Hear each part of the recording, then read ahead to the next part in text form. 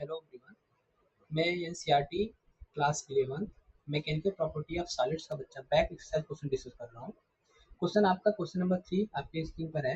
The stage strain graph of material A and B are shown in the figure.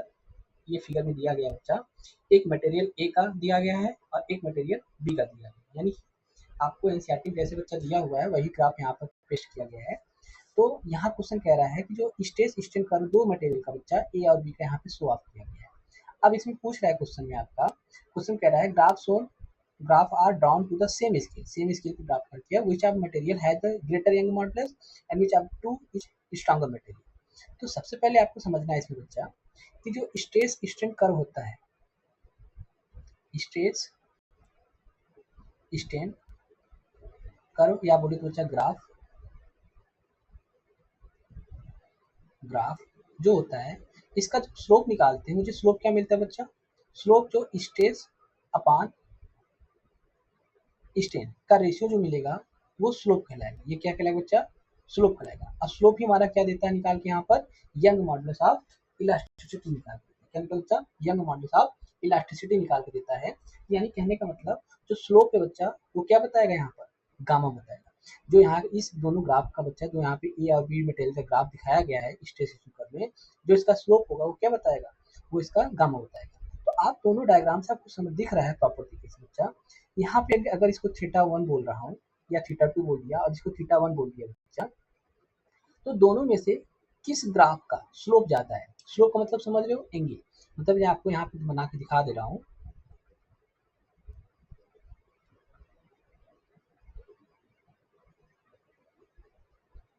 ठीक, जैसे यहाँ पे line खींच दिया और एक लाइन में ऐसे बना दिया दिस वन। ठीक, इसको बोल दिया बच्चा स्ट्रेस, इसको बोल रहा हूँ स्ट्रेन। ठीक, एक ग्राफ में आप बना दे रहा हूँ यहाँ पर कलर चेंज करके ये। अब ऐसे यहाँ पर एक मटेरियल बच्चा यहाँ पे बी है, एक मटेरियल यहाँ पे बी ए है। अब बताओ अगर इसे थीटा 1 है और इसको मैं बोल दिया बच्चा क्या इतना थीटा 2। अब बताओ दोनों में से एंगल किसका ज्यादा है।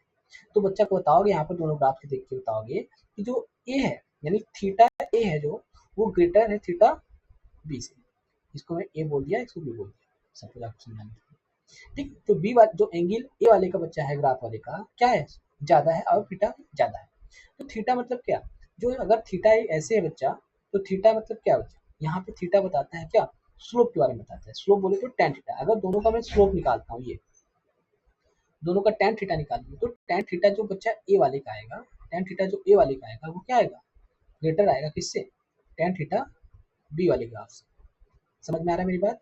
तो इस केस में जो स्लोप होगा ऐसे बच्चा यहाँ से दोनों में, आप दोनों में से अगर कंपेरिजन करोगे ग्राफ को, अगर दोनों में से दोनों ग्राफ में से अगर कंपेरिजन करोगे थीटा 1 थीटा 2 को, तो आप देखोगे यहाँ पर जो थीटा 1 है यानी थीटा ए वाले का जो ग्राफ है, इसको ए बोल दिया इसको बी बोल दिया। थीटा ए वाला जो बच्चा ग्रेटर किसके, थीटा बी से, है ना। और ये थीटा जो बताता है वो एक्चुअली क्या बताता है, इसका टेन थीटा ए भी ज्यादा होगा किससे, टेन थीटा बी वाले से। अब टेन थीटा टर्म्स हमने बताया था आपको, ये 9th में आपको बताया जाता है कि जो टेन थीटा टर्म्स होता है वो कुछ और नहीं होता बच्चा, वो किसको रिप्रेजेंट करता है, वो स्लोप को बताता है। किसको बताता है, slope of a line, slope of a line. तो आप यहाँ पे देख रहे हो यहाँ से यहाँ तक बच्चा लाइन कैसी है, स्ट्रेट लाइन है। कैसी है, स्ट्रेट लाइन है। उसके बाद बच्चा क्या हो रहा है, ये वेरिएशन देखने को मिल रहा है। तो इस केस में अगर स्ट्रेट लाइन दोनों का कंपेरिजन करूंगा तो दोनों में से स्लोप किसका ज्यादा है बच्चा, ए वाले का ज्यादा है। किसका ज्यादा है, ए वाले का। यहाँ पे आप लिख के बताओगे कि सिंस, यहाँ पे आंसर कैसे दोगे बच्चा, कि since slope of the graph, slope of the material A is greater than slope of the material B, hence. तो स्लोप हमको क्या देगा बच्चा, गामा देता है। Hence gamma of material A is greater than gamma material B. तो यहाँ पे देखो मैंने लिख के बताया हुआ है आंसर कि यहाँ से आप देखो, for given stress strain curve material A is more than it is for material B. जैसा बच्चा हमने बताया था यंग मॉडुलस केस में, तो गामा होता है यानी स्लोप जो होता है क्या होता है, stress upon strain. For a given material if the stress of material is more the young modulus is also greater, है ना। इसका स्ट्रेस ज्यादा होगा बच्चा, स्ट्रेस ज्यादा जिसमें प्रोड्यूस होगा, इसका स्ट्रेस फॉर मटेरियल के लिए ज्यादा है बच्चा, उसका यंग मॉडुलस भी क्या है, ज्यादा है। Therefore Young modulus of the material is greater than B. तो यहाँ पे ऐसे समझ सकते हो। और मैथमेटिकल कैसे समझोगे, यहाँ पर जो मैंने यहाँ पे स्लोप बताया है, स्लोप को भी यहाँ पे आप कौन से देखोगे, slope of material A is greater than slope of material B, जिसकी वजह से बच्चा गामा ए क्या है यहाँ पे आप लिखोगे gamma A greater than gamma B. ठीक है, तो मैं आपको मैथमेटिक ऐसे समझाया हूँ, वहीं पे यहाँ पे लिटरेचर में ऐसे लिखा होगा। ठीक है, अब बच्चा सेकंड क्वेश्चन कह रहा है यहाँ पर which of two is stronger material. तो पहली चीज तो आपको इस ग्राफ को पढ़ने से पहले पहले आपको थ्योरी पता होना चाहिए। क्या पता होना चाहिए? थ्योरी बारे में पता होना चाहिए। क्या पता होना चाहिए? कि मैंने आपको बताया था कि जब मैं स्ट्रेन स्ट्रेस का ग्राफ प्लॉट करता हूँ तो उस केस में मुझे कुछ पॉइंट्स मिले थे, जिसको मैंने बताया बच्चा कि ए पॉइंट तक क्या करता है, ए पॉइंट तक मैंने ग्राफ के अकॉर्डिंग ये बच्चा मटेरियल का नहीं ले रहा हूँ, ये ग्राफ का जो मैंने एक्सप्लेन किया है क्लास में, और ए पॉइंट तक जो बच्चा मटेरियल होता है वो हुक्स लॉ को फॉलो करता है, यानी इट मीन दैट ओ से ए तक, ये पॉइंट ओ से ए तक बच्चा जो ग्राफ फॉलो होता है वो हुक्स लॉ को फॉलो करता है। यानी कहने का मतलब स्ट्रेस डायरेक्टली प्रोपोर्शनल टू होता है किसके स्ट्रेन से, जिसको हमने बोला बच्चा क्या प्रोपोर्शनल लिमिट बोला था, जिसको हम प्रोपोर्शनल रिलेशन बताता है, प्रोपोर्शनल लिमिट बोला था। यानी कि जैसे से स्ट्रेन बढ़ाता जाए, स्ट्रेन बढ़ रहा था बच्चा, वैसे से स्ट्रेन भी बढ़ रहा था। लेकिन एक पॉइंट ऐसा आया था जो आगे बढ़ के कहाँ होता, ये पॉइंट बच्चा ऐसे बढ़ के ऐसे हो गया था। एक पॉइंट मिला था बच्चा क्या यहाँ पर बी पॉइंट, क्या मिला था बी पॉइंट। अब बी पॉइंट को हमने बुलाया बच्चा यील्ड स्ट्रेंथ या यील्ड पॉइंट बोला था, या इसे बोले बच्चा इलास्टिक लिमिट बोला था। यानी कि बी पॉइंट तक एक ऐसा लिमिट आ जाता है कि इसके बावजूद भी अगर मैं लोड को सस्पेंड करूं और लोड को रिमूव करूं तो it has tendency to regain its original shape in side.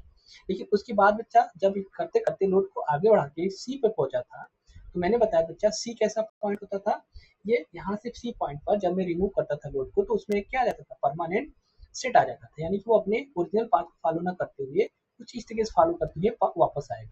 यानी जो बच्चे ये लाइन मिलती थी हमको स्ट्रेट लाइन, इस फॉलो पाथ को ना फॉलो करते हुए स्ट्रेट लाइन, और इसको मैंने बोला था क्या परमानेंट सेट बोला था या हिस्टैरिसीस रीजन बोला था।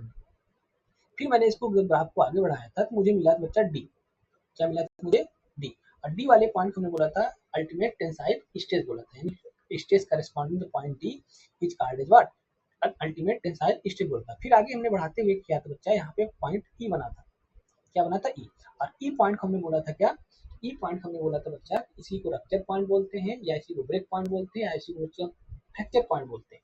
अब हमने बताया था कि बी से ई तक, बी से ई तक अगर रीजन जितना ज्यादा लंबा होगा, बी से बच्चा ई तक जितना ये रीजन लंबा ज्यादा होगा, यानी कि यहाँ से यहाँ तक जितना ये दूर तक जाएगा ई और बी के बच्चा जो रीजन है जितना ये खींचेगा जितना ये लंबा होगा, इसका मतलब ये बताता है कि बच्चा जो मटेरियल है, मटेरियल की जो प्रॉपर्टी है वो मोर क्या है इलास्टिक वाली प्रॉपर्टी, यानी कि उसको खींचते रहो उसके अंदर डक्टाइल प्रॉपर्टी क्या है ज्यादा है, उसके अंदर डक्टाइल प्रॉपर्टी क्या है ज्यादा है, यानी कि उसका जो ब्रिटल है ब्रिटल पॉइंट रप्चर पॉइंट दूर लाई कर रहा है।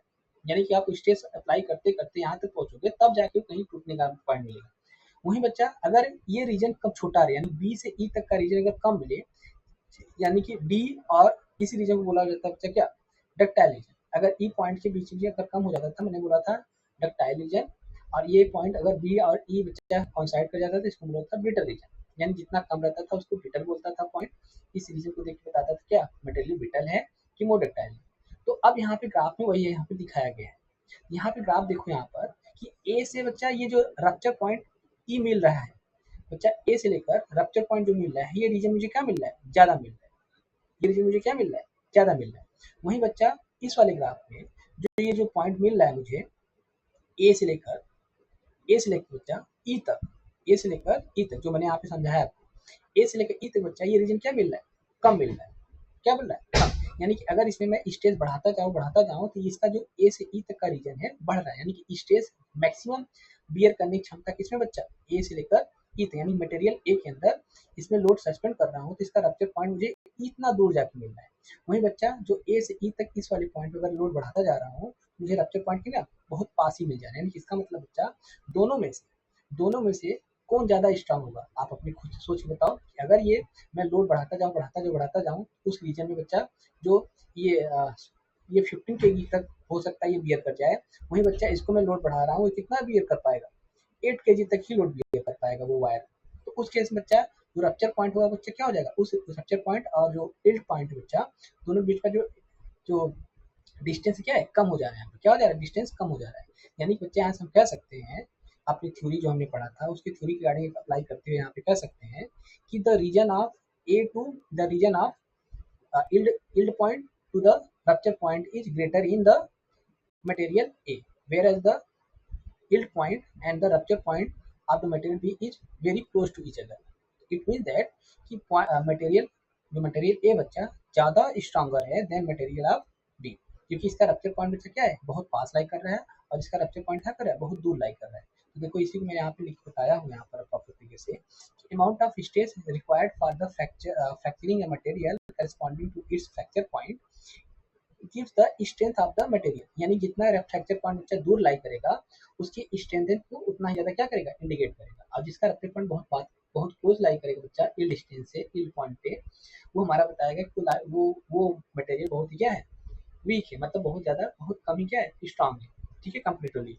तो fracture point is extreme point in a stress curve. It can be observed that material A can withdraw more strain than material B. Hence, material A is stronger than B. Answer लिखो, कैसे लिखोगे, और मैंने अगर अपने language में समझाया जो इस तरीके से बताते हुए, अगर इस पे लिखना चाहते हो तो इस तरीके से हो जाएगा सोल्यूशन, ठीक है। ये आपका डिटेल सोल्यूशन है। नेक्स्ट वीडियो बच्चा नेक्स्ट क्वेश्चन डिस्कस करते हैं। Thank you.